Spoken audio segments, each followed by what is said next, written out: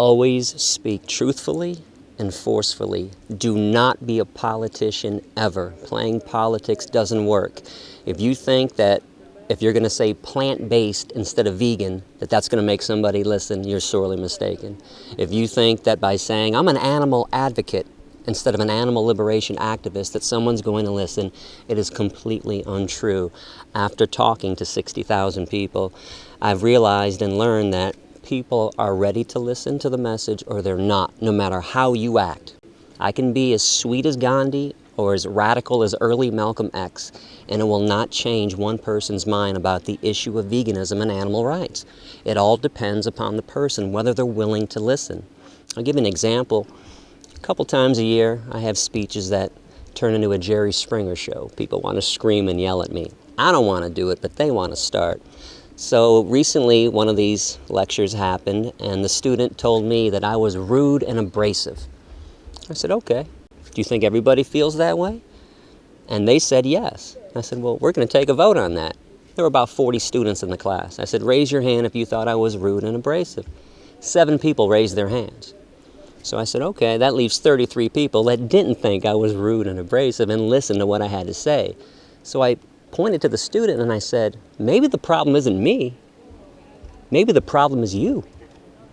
And you, and I pointed to the 7 people. If I'm giving the same speech to the same crowd and 33 people like it and 7 people didn't, I can't be the problem.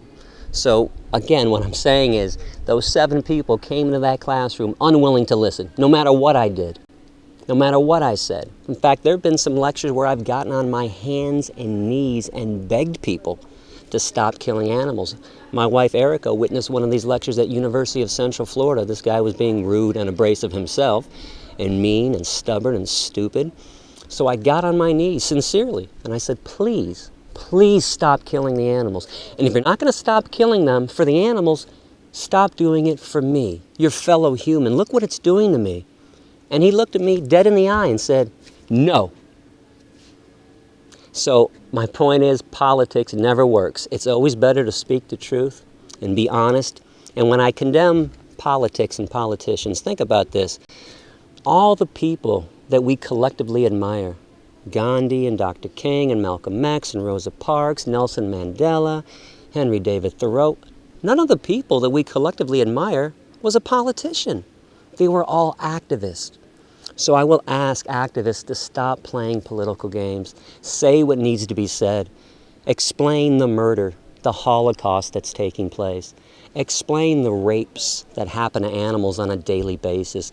Don't be afraid to say these words. These animals are suffering horribly, and when we sit around and play political games, it doesn't benefit them in one bit.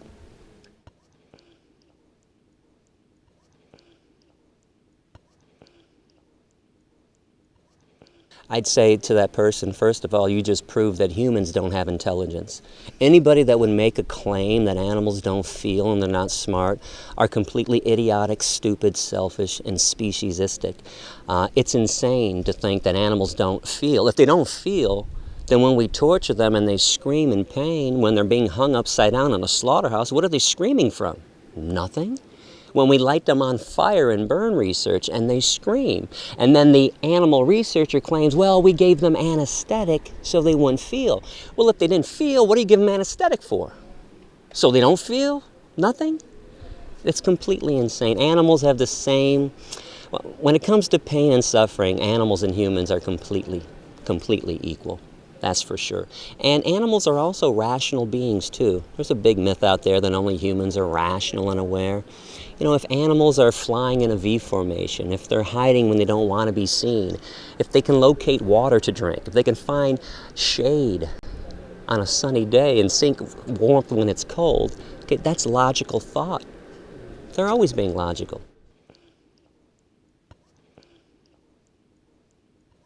Well, you don't have the right to, but I understand why people feel this way, which is why I want to educate and talk to them and teach them the truth. But you bring up something very important. Our parents are full of lies, completely full of lies because of what their parents told them and what their parents told their parents and what society tells people and religion and government. So what I want to tell people is don't believe things just because your mommy and daddy told you so. Okay, mom and dad have no clue about ethics in most cases, have no clue about how the world should be working, have no clue about proper human to animal relationships. Fortunately, all the vegans I know broke away from their parents and from their parents' training, and they are now thinking logically and compassionately for the first time. If I can go into more detail about family, I know my wife doesn't like this, but I think family is the downfall of society, because people end up living for their families, doing whatever their families want, never cutting that invisible umbilical cord that still exists. People would be a lot happier if they cut loose from their families once they hit the age of 18, trust me. No, I think my mom is completely psychotic. I think my sister and her family are completely psychotic. They've actually stopped talking to me because I care about animals. Where's the logic and the sanity in this? I can talk to groups of strangers and they break down and cry and tell me that I've changed their lives, and my own mother, my own sister and her family won't even listen to me.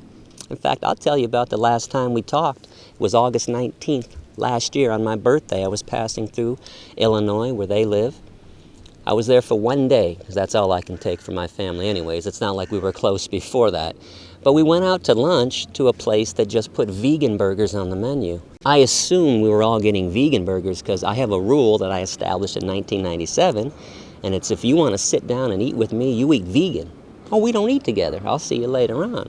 So we go there and we order, and I hear macaroni and cheese being ordered. I hear a fish fillet being ordered. I hear a vegan burger from my nephew Jacob, and then I hear double cheese. So Erica knows how I am. I turned to her and I said, did I just hear what I thought I heard? And she didn't even want to acknowledge. She's like, yeah. So I explained to my family, I go, you guys know when the last time you saw me? It was 1 year and 7 months ago before that. So we figured it out. It was about 585 days.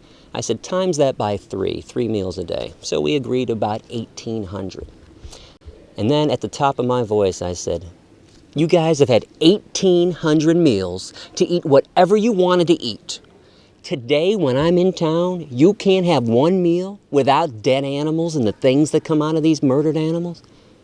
And I stood up and I left. Walked out, called a taxi cab, took a taxi back to my mom's house, jumped in my car, and left.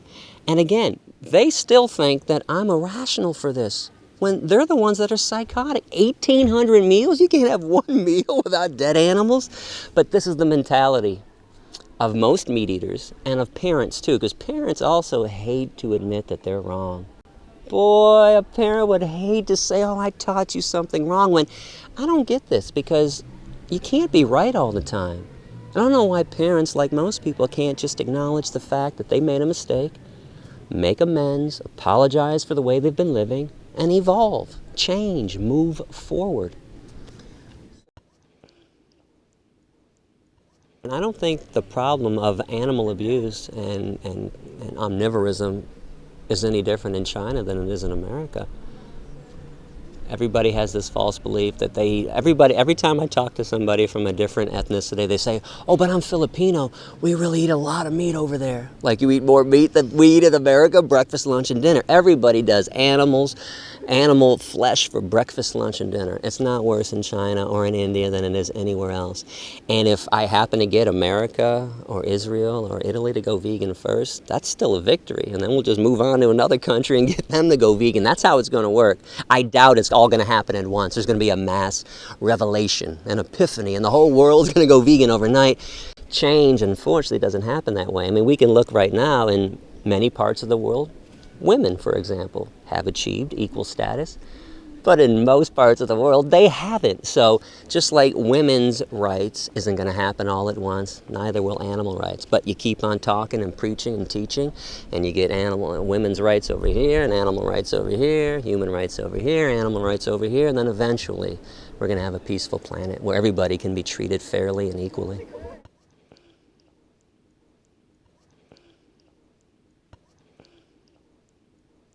First, on the issue of tactical violence, I want people to go to my website, Adapt, A-D-A-P-T-T, adapt.org. I want you to click other animal rights issues, and then click what's wrong with violence, and actually read the essays that I've written instead of bits and pieces online. And I want to further now talk about the issue of violence. I don't believe anyone is really opposed to violence, especially after talking to 60,000 people. In fact, in Israel last month, I proved this to every crowd because I was asked about the issue of violence. So I said to the crowd, raise your hand if you are opposed to the Allied forces going into Auschwitz and Birkenau and murdering Nazis to save Jews and gypsies and homosexuals. Not one person raised their hand. So let me clarify this. No one's opposed to violence. People are just opposed to who I propose to be violent for, the animals. Nobody thinks animals are worthy enough to receive violence on their behalf. Well, I think the chickens and the turkeys and the pigs and the cows disagree vehemently, and I disagree too. In fact, if you want to think about this further, if you had a pacifist, and you had somebody like me who does practice pacifism but believes that violence has its place, would you want a pacifist fighting for you? Or would you want me fighting for you? Because I'm going to get you out. I'm going to get you out of the torture chamber. I'm going to get you out of the slaughterhouse. The pacifist is going to hold aside and say, hey, please set them free. I'm going to go in with guns drawn. And let me explain this too. If I went into a slaughterhouse and had guns drawn, and people had knives against the throats of pigs, and I said, you drop your knives. The killing is over. It's done. Let them go. It's over. I'm the one doing the noble act. I'm stopping the murderers. Because unfortunately, there's a segment of our population that won't stop no matter what until you put a gun to their head. Until you treat them like the victims are treated. And I want to clarify something else, because during this essay on violence I wrote a line that said that I think that women in fur coat and men in fur coats, I said men too, should be raped.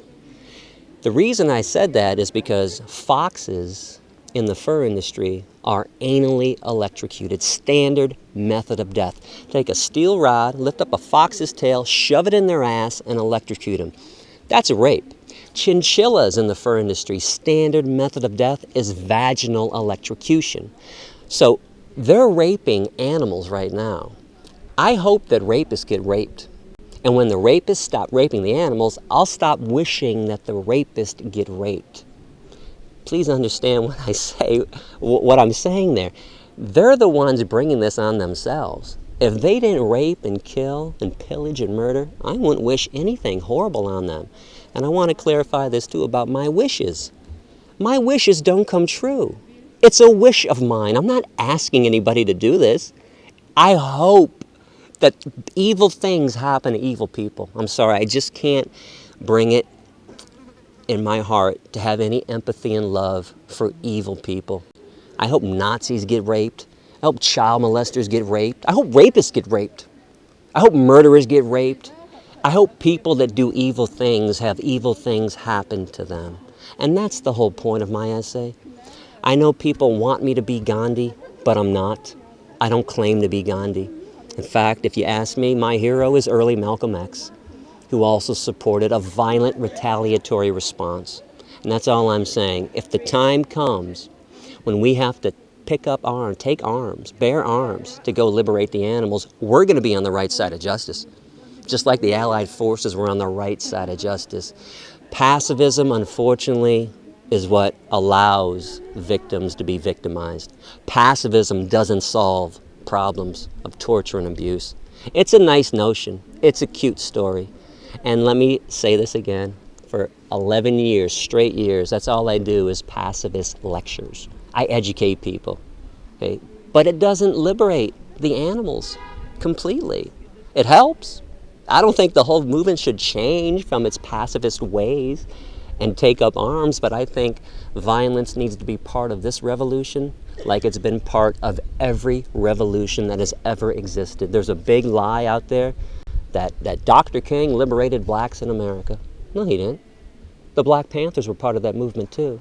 Malcolm X was part of that movement too. It wasn't all Dr. King, and it wasn't all Gandhi in India either. Most of his followers killed British soldiers, set fires and riots. And let me bring one more thing up about pacifism. Gandhi, who I admire a lot, okay? But pacifism can be taken too far, just like violence can be taken too far. Do you know what Gandhi's solution to the Holocaust was? He thought that all the Jews should have committed suicide to rouse the conscience of the world to their plight. Well, I admire the Mahatma a lot, but let me say this. Okay, the Mahatma lost his fucking mind when he said that Jews should have committed suicide. That is completely psychotic, and this is how pacifism cannot always be the answer. The Jews shouldn't have had to kill themselves because they were being tortured and killed by Nazis. The Nazis needed to be murdered, and they were. That stopped it. Another myth out there, too, if I can say one more thing, is that violence begets violence. Boy, pacifists love to say violent. There's no proof to that. What was the violence after the Allied forces killed the Nazis? No, that violence stopped violence. It didn't create any more violence. It stopped it, dead in its tracks. It's over. So, my point is, don't be so quick to condemn a violent response. I'm not asking people to blow up McDonald's. Okay, that's insane. Okay, those people are robots. You need to teach the robots, you need to deprogram and unbrainwash people. But the direct killers, the direct abusers of animals, sometimes need more than a lecture and a demonstration. I don't say this with glee. It doesn't make me happy to say all this stuff that I just said. I wish people understood logic and compassion. Sadly, a lot of people don't. And it's kind of interesting, too, that meat eaters and people that wear fur coats and hunters and vivisectionists condemn the violence that I wish about when they're committing it every single day. They kill, let's not forget, meat eaters and people that wear fur coats. They're the most violent people on this planet. It's all kind of irrational and illogical and unfair, too, that people who are violent condemn a violent response to their violence.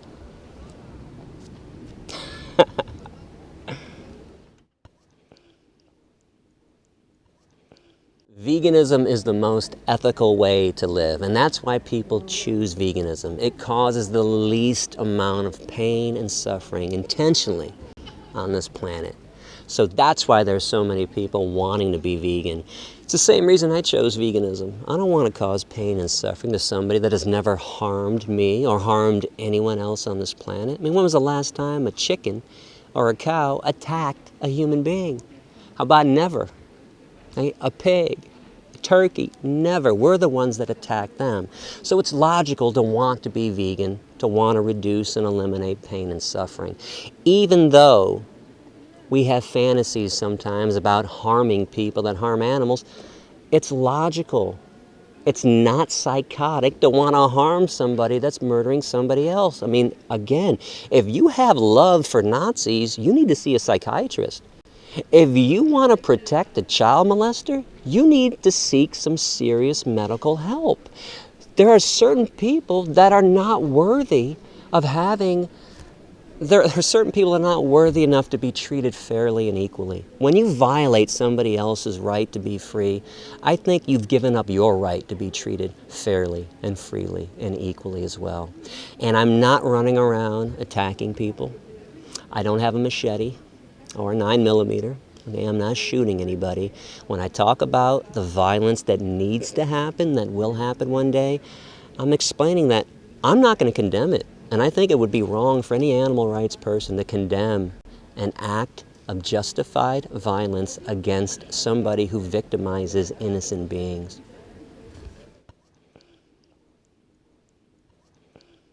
I'm shocked that people are so shocked when I wish rape upon somebody that's evil. At least in America, every time a child molester or a rapist gets sent to prison, people make a joke, and it's, I can't wait till Bubba or Tyrone gets a hold of him in prison. All the time people wish rape on somebody else. The problem is, see, we all accept that child molestation and rape are evil. We just don't accept that murdering animals and raping animals and anal electrocution of foxes are evil. That's the only difference. It's not it's not the rape thing. People wish it all the time on somebody that's bad. And about capital punishment, I'm going to go back to the same thing. If you've taken away somebody else's right to live, if you violated somebody else, a child molester, rapist, or murderer, those are only three groups of criminals that should be executed, you've given up your right to be treated fairly and equally. On top of that, since animals suffer the most and people in prison are eating animals, it's illogical to want to keep people alive in prison because then beautiful animals have to be murdered and killed to feed a child molester? You've got to be out of your mind. I wouldn't kill a tick on the back of a mosquito to save a child molester. And people, we get asked this question all the time. Who was drowning? If a human was drowning or an animal was drowning, who would you save? Well, it depends who the human was. You going to save Jerry Sandusky, the Penn State coach that just got convicted of raping like 50 children? Are you really going to go up in a canoe and save his life? I'm going to take the oar and I'm going to hit him over the head and make sure that he drowns. I would never. There are so many groups of humans that aren't worth saving at all. But people are so in love with humans and so full of vengeance and so full of hate against animals. People will make illogical statements like, "Oh, all human life is valuable." No, it's not. Look around the planet. Most human life is not valuable. In fact, I can prove this to you. Do you know if you removed humans from this planet, the removal of our species would benefit everything that exists? It would benefit not only the animals, it would benefit the insects, it would benefit the water, the air, the mountains. If we're the only ones that are expendable on this planet, why do people think we're so important? Because if you took the ants off this planet, the whole system would collapse. The bees, and the bees are dying off. If you've been following the news for the last 10 years, when the bees go, we're about 2 to 3 years behind the bees. That's how valuable bees are. Take us out, everything gets better. Now, as I say this, I don't think it has to be this way. Again, this is why I want to educate people and talk to people and teach them how to live compassionately and altruistically and peacefully on this planet. But right now, we've gone awry. And we're like the worst bacteria that has ever existed on this planet. And peace begins at the dinner table. Again, if you can start giving compassion to the animal kingdom, to the insect kingdom, then you start living peacefully with the planet and with each other. I don't want any innocent being executed by our governments. Okay, I want DNA to be used. Okay, but there are certain cases where people are flat out guilty of rape, child molestation, and murder. There's no question about it. And keeping these people alive for 20, 30, 40, 50 years and killing thousands of innocent animals to feed them, that's insane. That's a completely insane position if you care about innocent beings and you care about justice. Certain humans have to be cut loose. Thank you very much for being here with us. Thank you. Thanks for having me. Thanks for listening.